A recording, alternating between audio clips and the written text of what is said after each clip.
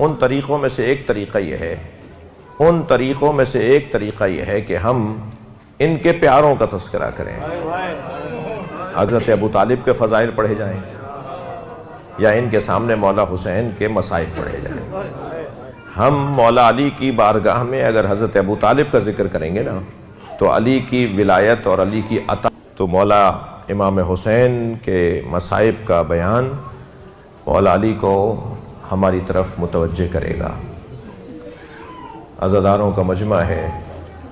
مجھے تو اس مجلس میں زیادہ مولا علی کی بارگاہ میں ایام بھی ایام فاطمیہ ہیں، یعنی مولا علی کی زوجہ کے ایام، جمادی الاول اور جمادی الثانی، یہ دونوں مہینے جناب زہرا سے منسوب ہیں.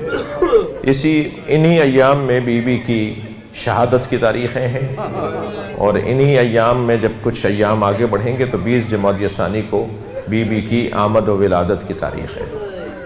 منسوب بھی جناب زہرا سے ہے اور حرم بھی جناب زہرا سے منسوب ہے.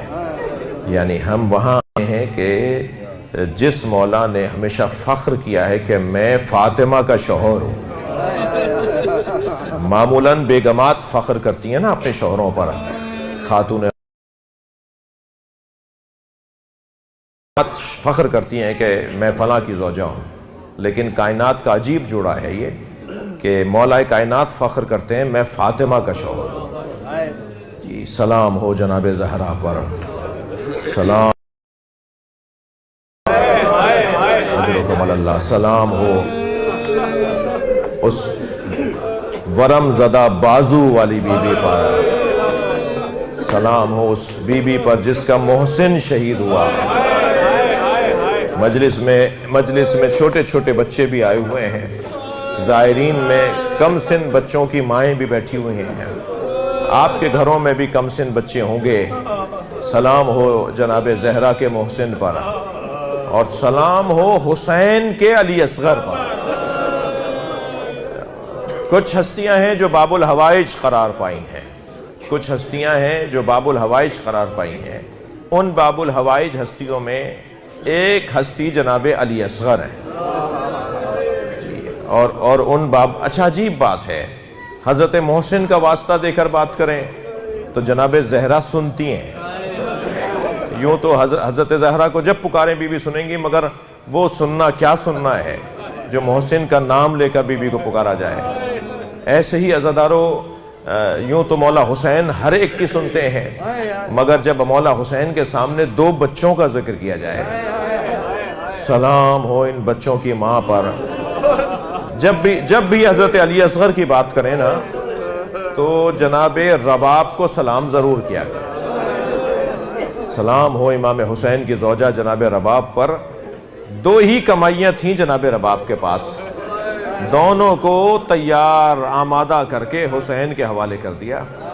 میں لفظوں کو اور بہتر کروں، ایک کو اجلا سا کرتا پہنایا، بال جھنڈولوں میں کنگھی کی، آنکھوں میں سرما دیا، چہرے پر میری بیوی نے بوسہ دیا، اجلا سا کرتا پہنایا، اور پھر بچے کی آستینوں کو امام حسین نے لوٹ دیا.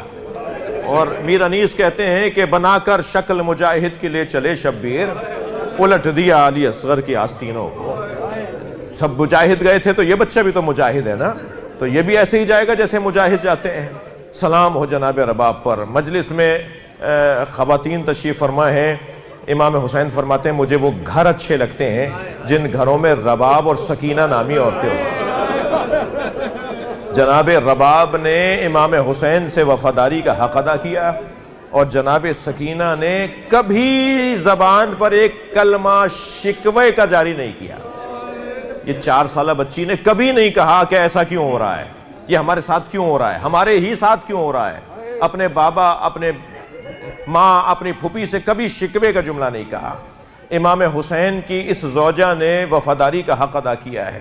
میرے ایک دوست مجھ سے بیان کر رہے تھے کہ ان کے شہر بنارس ہندوستان کے اندر تعزیے کا جلوس ہر سال عاشور کے دن برآمد ہوتا ہے. جس سال برآمد ہو رہا تھا کہتے ہیں کہ میں بھی وہیں تھا.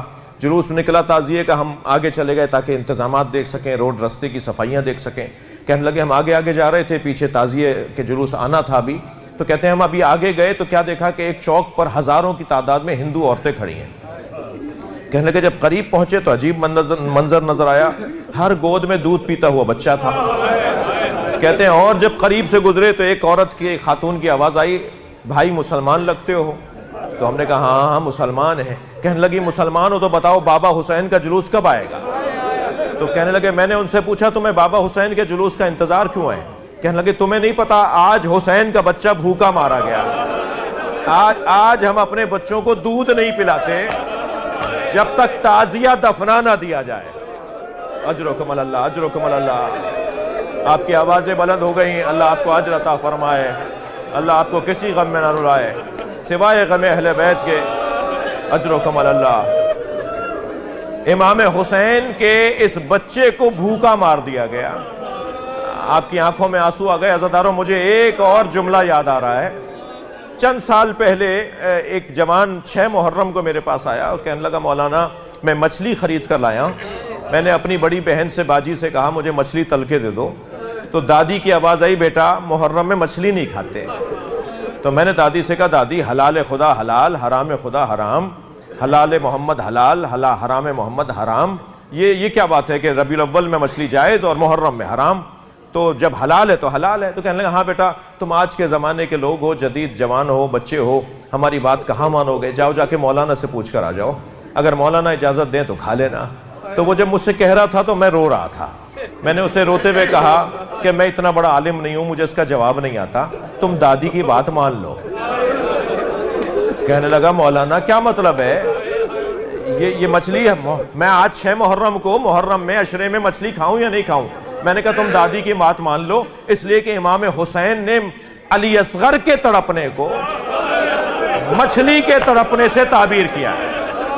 اما ترونا کیف یتلذی, دیکھ نہیں رہے میرا بچہ مچھلی کی طرح منہ کھولتا ہے, مچھلی کی طرح منہ بند کرتا ہے. اجرکم اللہ, اجرکم اللہ. اللہ آپ کو کوئی غم نہ دے. چند جملے اور سن لیجئے عزیزانو. امام حسین کے اس بچے کے گلے پر تیرے سے شعبہ مارا گیا. وہ جو تیر قوی ہیکل شکار کو مارا جاتا تھا وہ اس بچے کے گلے پہ مارا گیا. اور جب بچے کے گلے سے خون ابلنے لگا تو امام نے چلو میں خون کو لیا اور ایک مرتبہ آسمانوں کی طرف دیکھا اور پھر چہرے پہ مل لیا اور فرمایا میں اسی چہرے کے ساتھ محشر میں آؤں گا, میں اپنے نانا کو اپنا یہی چہرہ دکھاؤں گا. اجرکم اللہ. میں ابھی پچھلے دنوں ایک مصائب کی کتاب پڑھ رہا تھا, ایک عجیب جملے نے مجھے بہت دیر رلایا. لاشیں تو حسین نے بہت اٹھائے, بلکہ میں لفظ بہتر کروں ہر لاشا خود امام حسین نے اٹھایا, مگر 4 لاشوں پہ حسین بہت روئے. آنکھوں میں آنسو آ رہے ہیں آپ کے, تکلف نہیں کریں.